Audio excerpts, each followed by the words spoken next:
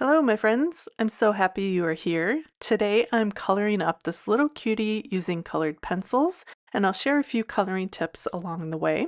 We'll create that grungy brick background, add some torn layers, and turn him into a sweet supportive card with just the right amount of grunge.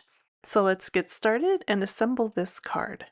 I am using the Trash Panda stamp set from Unity Stamp Company. I've pre-stamped him on some gray, smooth cardstock. This is from Basil. I don't think it's available anymore, but I like to use a smooth cardstock with my colored pencils rather than something with a lot of texture so you don't see that in your image and create a lot of bumpy bits in your coloring. When using colored pencils, I prefer to use VersaFine or VersaFine Clear ink, just because if I do end up using Gamsol, which is a mineral spirit solvent, I know it'll work fine with that ink.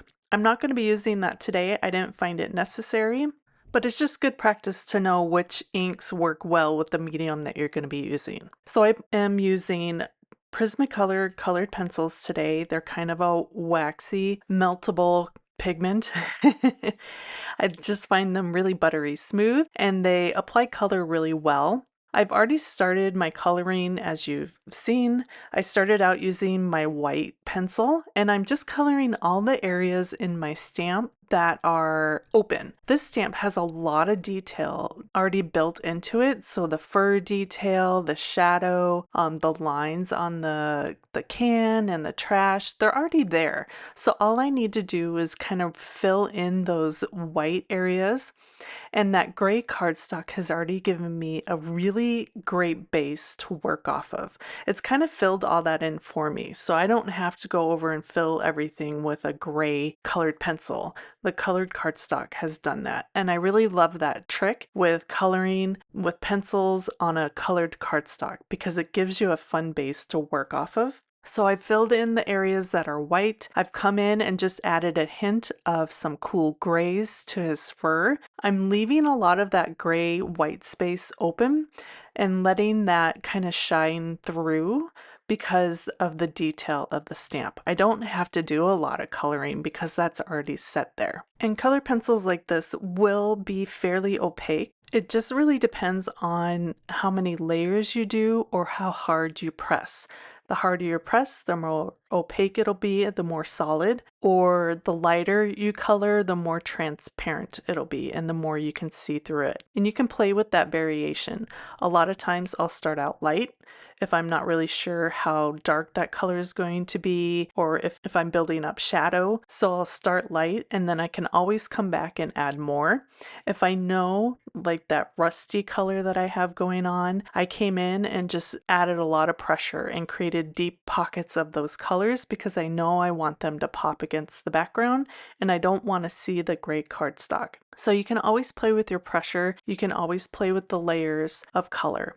And I will come back in and add some more layers on top. Right now I'm just kind of getting comfortable with my colors and getting comfortable with the pencils on how they're working on this cardstock. I will have the list of all the colors I used for the pencils on my blog posts, so you can always check that out. You can always just pick whatever colors you love as well. I always like to pick at least 2 colors per family to play with, one for the solid overall color and then one a little bit darker for a shadow. I'm just going to speed this part up a little bit because I'm just coloring in these little areas. There's not a lot of blending or layering going on. Since the pencils are fairly opaque, I'm adding a good amount of pressure just to fill in the open areas of the stamp. I'm also being a little bit careful not to go over the lines of the stamp because it can cover them up with the color from the pencil. So I'm trying to stay within the inside, but if you go on the lines a little bit, it's not the end of the world. I mean, these are handmade cards. They're not, masterpieces. I'm not going for perfection here. They're just got to be cute, right? And have fun. That's the whole point of creating cards, is to just have fun and enjoying the coloring process. So I'm just going to finish up here, add in a bit of shading, and then I'll come back in and deepen everything up within the trash can and the little raccoon. I want those colors to really kind of start to pop now. I already started with a base of all my colors, and now I'm going to come back in and add a little bit more detail with that shadow color. It's kind of a very dark gray. I'm going to add a little rosiness to his cheeks, just going to lightly draw that on, and then I'll use the white pencil to blend it out, soften it and blend it, and then add a little bit more gray to his nose. Perfect, and he's all done. I just love how he turned out with those colored pencils. So now let's turn him into a card. I have the zoo brick background stencil from Unity. I am just using a grip mat to hold that into place. And I'm just going to ink blend on some distress inks, starting with black soot. Just going to lightly fill in some of the areas on the stencil, being careful to avoid the raccoon and a bit of my sentiment. I want to be able to make sure I can read that sentiment later.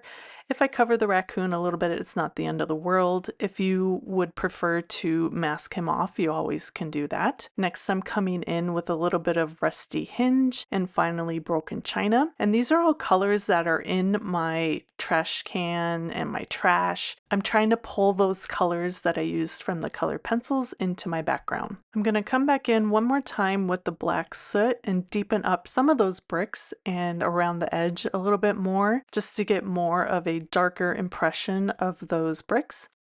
Remove the stencil, and then I'm just going to ink blend around the edge a little bit, just to kind of create a vignette, kind of darken the edges, kind of blend that into the edge of the card a little bit. Perfect. Love this. So you know me, I love to tear things up. So I'm just going to tear off the bottom and then tear off the piece of the top. And we are going to save those and use those on our card base. I'm just going to glue that top piece to the top using some liquid glue, kind of align that up, and then glue the bottom piece to the bottom. Next, I have a piece of fragments and foundations paper, and I've torn a couple pieces of that. Going to layer that in between. That way I can extend my background and put the raccoon piece in the center. And we kind of break up that brick background a little bit. Perfect. And then we'll finish him off with just a couple of these cute little clay hearts. This is basically a single layer card, but it looks like it has lots of dimension. When I was done putting everything together, I noticed the whites of his eyes and his nose and his eyebrows needed to pop more. So I just put on another layer of that white pencil to really make it pop. And here is the finished card, and seriously, how cute is this little guy? I love how easy it is to color this stamp and how he just pops with color with using the colored pencils on colored cardstock. Isn't this just the sweetest card for someone who might need a little love on a trashy day? You can find the full supplies linked in the description of this video and at my blog, dollhouse-designs.com. I'm so excited you created with me today. I hope to see you again soon for another video. Bye!